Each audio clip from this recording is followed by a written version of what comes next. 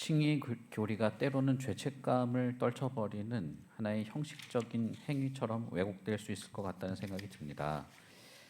성도의 반복되는 죄의 문제를 볼 때 그것을 어떻게 다뤄야 될지, 또 실제적으로 이런 죄에서 이겨내도록 칭의 교리를 가지고 설교한다면 어떻게 권면하면 좋겠습니까?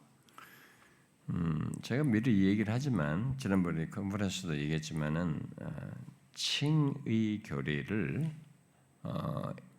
제대로 성경이 말하는 죄인이 믿음으로 예수 그리스도를 믿음으로 의롭다함을 얻는다라고 하는 이 칭의 교리를 성경이 말하는 대로 제대로 풍성히 전하면 인간은 자기 경험 세계에 이 세상의 모든 종교 개념이 없는 것을 처음 듣는 것입니다. 이것은 그렇기 때문에 그런 인간이 이것을 받아놓고 들어놓고 이 말씀 그대로 칭의를 의롭다를 받은 것을 따라서 그러니까 하나님 앞에 거룩하게 살아야지 하면서 거룩한 쪽으로 뒤도 안 보라고 완벽하게 가는 인간이 드물 정도로 이 충격과 이 부요함이 사람을 흔들어요.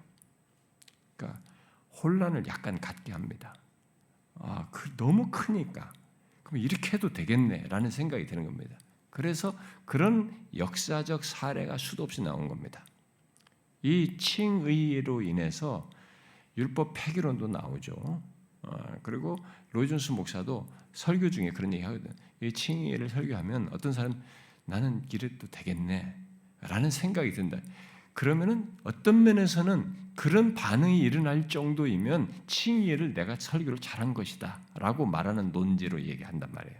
그 정도로 칭의가 인간 경험 세계 속에서는 진짜 없는 얘기예요. 너무 특별한 얘기거든요. 그렇잖아요.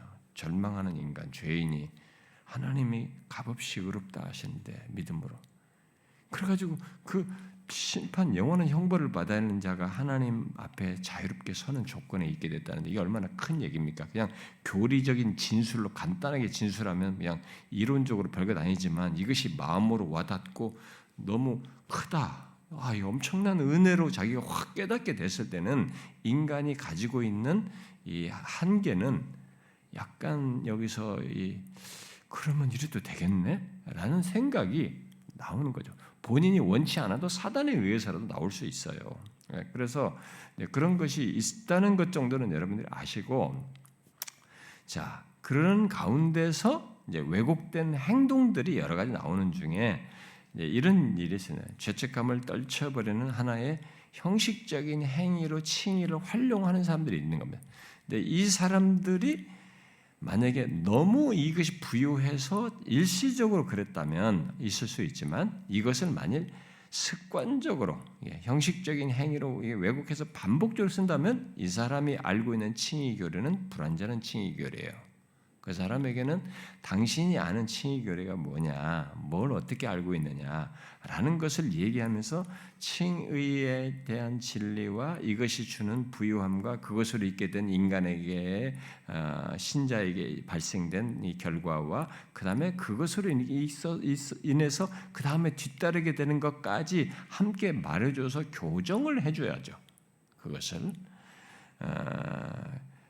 그런데 성도들의 반복되는 죄 문제가 있다고 할 때 이 반복되는 죄 문제에서도 두 가지 측면에서 우리가 해결을 해야죠. 하나는 이 죄에 대해서 이 의롭다함을 얻게 됐다는 것에서 로마서 8장이 이 첫째가 정죄함이 없다, 그리스도 안에 자에게는 정죄함이 없다는 얘기를 바로 하는데 이런 그 큰 정죄함이 없을 정도로 칭의 교리의 큰 가치를 명확하게 이 얘기를 하면서 이 죄 문제를 그것 안에서 우리가 정죄함과 이 더 이상 죄로 말미암은 이런 모든 것에서 율법의 고소와 점수로부터 벗어날 수 있게 됐다는 이런 사실을 명확히 말해주면서도 이 죄가 의롭다함을 받은 자에게 이 죄가 얼마나 중하게 그 이후에 중하게 다뤄야 할지에 대한 이해도 가르쳐 주셔야 됩니다. 근데 그걸 어떻게 다루냐? 저는 두 가지로 얘기합니다. 이 의롭다함을 얻게 됐을 때 죄를 해결하신 때에 그 예수 그리스도가 대속을 죄를 지으셨을 때에 이 죄에 가공할 만한 무서움, 그 공의의 무게, 그 죄의 어마어마한 실체와 그 무게를 알게 해줍니다. 사람이 죄를 비상적으로 알면 죄를 쉽게 다룹니다. 죄는 정확히 알아야 됩니다. 죄를 제일 잘 가르쳐 줄 수 있는 것이 쉽게 가르쳐 주는 것은 죄가 무엇인지를 밝혀주는 율법을 밝혀줌으로써 할 수 있는 방법이고 이게 이제 율법이 하는 일이니까요. 그래서 옛날 사람들이 그런 율법을 가지고 사람들의 상태를 보게 해가지고 예수 그리스도로 향하게 하는 이런 성경의 율법 기능을 따라서 했지 않습니까? 그런데 율법을 가지고 사용할 수도 있는데 더 이제 정말인 것은 율법의 정죄, 죄에 대한 정죄를 받은 예수 그리스도의 십자가를 설명하는 것입니다. 이게 죄가 얼마나 심각한지를 그 죄 없으신 그분의 당하신 그 죄에 가공할 만한 그 경험을 이 얘기를 하십니다. 제가 거듭남과 십자가에서 겟세마네 고뇌와 십자가의 고뇌에서 그 죄의 무게를 좀 언급을 했거든요. 근데 그 공부한 사람들이 우리 교회 와가지고 이구동성으로 그 공부한 사람들이 얘기합니다. 자기는 죄를 이렇게 몰랐다는 거예요. 그러니까 죄를 알아야 되거든요. 그 죄를 그 십자가에 그것을 알게 해줘야 되고 그리고 이 반복되는 죄가 얼마나 이게 하나님께서 이 의롭다 하시게 해서 죄를 다 대속하셔서 그리스도께서 담당하신 것의 가치를 저버리는 것인지 이것에 대한 자각을 좀 갖게 해야 되고 그 다음에 그 죄 문제를 하나님 앞에서 그런 자각을 가지고 있으면 그게 자기가 좀 심각하게 여겨지면 하나님 앞에 진지하게 죄를 자백하도록 해야 됩니다. 그 죄 자백이 형식적이 되지 않도록 해야 되죠. 그러나 죄 자백을 통해서 우리가 얼마든지 하나님과 이 복된 회복의 관계를 가질 수 있다. 양심의 자유함을 가질 수 있다라는 것을 요한일서 1장 9절의 그 말씀을 가지고 얘기를 하셔야 됩니다. 하나님은 진실로 미쁘시거든요. 받아주신단 말이에요. 그 하나님이 그리스도 안에서 죄 문제를 용서하시며 우리 양심을 깨끗게 하시는 것을 받아주신다는 것. 그래서 신자들에게 의롭다움을 받은 자에게 죄 문제는 가족 윤리라고 하는 것을 가르쳐야 됩니다. 우리가 예수 믿기 전에 죄는 심판받아야 할, 그냥 정죄받아야 할 그런 성격이고 내가 다 담당해야 될 내용이지만 예수를 믿고 나서 의롭다움을 받고 난 다음에 죄는 가족 윤리예요. 그래서 죄를 자백해야 되는 거예요. 만약에 가족 윤리라고 하면은 아버지가 자식과 아버지와의 사이에서 내가 아버지한테 오늘 잘못을 분명히 했단 말이에요. 근데 말 않고 아버지도 그거 다 알고 있어요. 말 않고 가만히 있으면 아버지도 불편하지만 얘도 진짜 불편하거든요. 문 살짝 똑바로 피하고 빨리 말을 해야 되는데 말하고 싶지 않고 자기도 불편하고 두렵고 그러니까 자기 방으로 쏙 들어가 버리고 계속 힘들단 말이에요. 근데 그걸 얘기하고 하면은 풀어지는 거예요. 자유함이 있거든요. 이 관계는 편안해져요. 아무리 무슨 일이 있어도 자식이 자기가 잘못한 것을 아빠한테 잘못하고 이 얘기하면서 다 풀었을 때는 아빠와 이 관계는 아주 자유롭고 편안하거든요. 예수 믿는 자의 죄의 자백은 그런 가족윤리 개념 속에서 죄를 자백하는 거거든요. 그걸 가르쳐야 됩니다. 그래서 그런 것 안에서 주님이 얼마나 미쁘시고 의로우신지 정말 신실하시고 우리에게 참 은혜가 무한하신지를 이렇게 죄가 있는 곳에서도 경험해야 돼요. 죄를 자백하면서 그걸 좀 가르쳐 주면 좋겠다고 생각이 되고요. 그리고 여기서 실제적으로 이런 죄에서 이겨낼 수 있도록 칭의교를 가지고 어떻게 설교하고 권면하냐고 그러는데 제가 지금 말한 이런 칭의 교례를 체계적으로 하셔야 됩니다. 이 칭의에 무한한 부유한 것을 얘기하시면서도 이것 속에 죄를 어떻게 심각하게 다루시고 해결하셨는지, 그리고 그가 죄를 담당하셨을 때 그 받으신 공의의 무게가 얼마나 무한한 건지, 죄 하나의 무게가 무한한 무게를 갖는다는 것을 다 얘기하면서, 근데 거기서 벗어난 것이 이 복됨을 같이 얘기하고 그 사람에게 있어서 이 죄는 어떤 성격을 이제는 갖는지 이것에 대해서 그런 걸 체계적으로 함께 균형 있게 말해야 됩니다. 함께 이 주님께서 의롭다고 하시던 이 사실만 얘기하고 이 뒤에 걸 같이 연결해서 얘기하지 않으면 이런 왜곡된 행실들이 있게 되죠.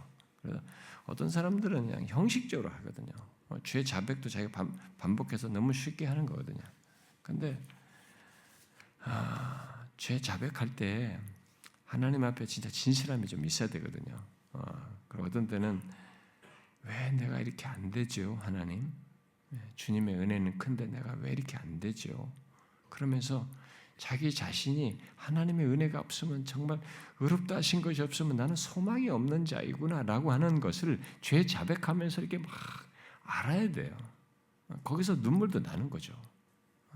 그래야 이 사람이 죄 자백한 것에 대한 이 자각의 깊이와 비중이 다음 행실에 대한 조심성과 경계심이 크게 나타나는 거거든요.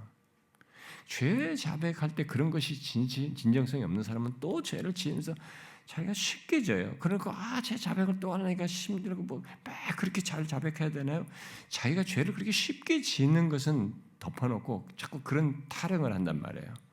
죄 자백이 진실하게 되고 그 비중 있게 하게 되면은 또 다시 자기를 죄를 짓는 것에 대해서 싫어요.